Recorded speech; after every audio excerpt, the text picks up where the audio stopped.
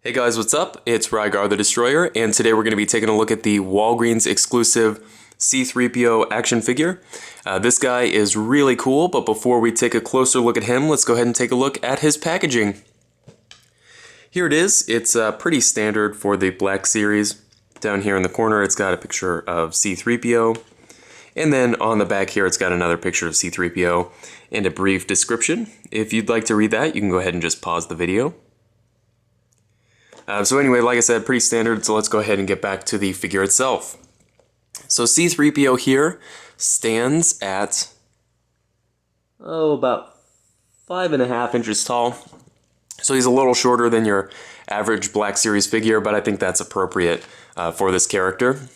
And overall, I'm really impressed by the articulation, how overall hidden it is.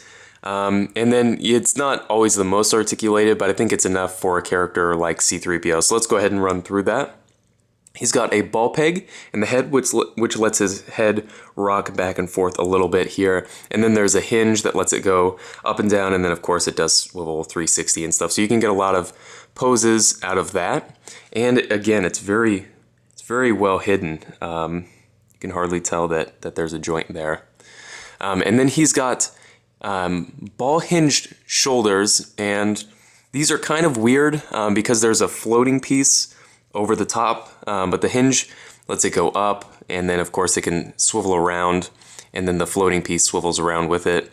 So it's a little cumbersome sometimes, but I think overall it works for the character and is again very well hidden, so I'm fine with that. He doesn't have any articulation in his elbows, and that was of course so that they could do these details here. It would be very difficult to make that actually articulate. So there is no articulation in the elbows. He does have hinged wrists with a swivel.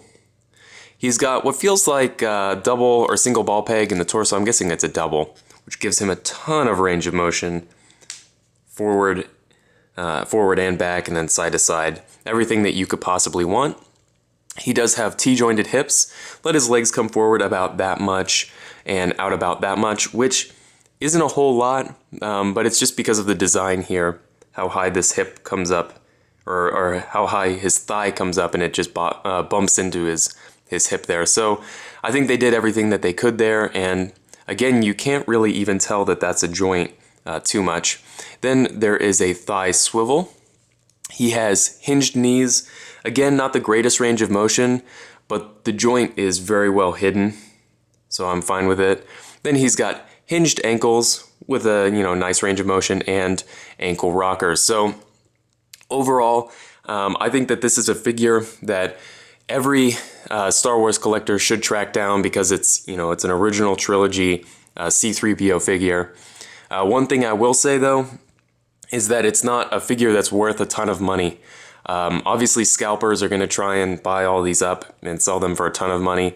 So just pay your average Black Series price for this figure. He's good, but he's not worth like 60 bucks or something. So just keep that in mind whenever you're looking for this guy online or whatever. If you're looking for him in stores and can't find him, just kind of keep that in mind. But anyway, if you have any comments or questions, please leave them down in the comment section below. And I guess I'll see you later.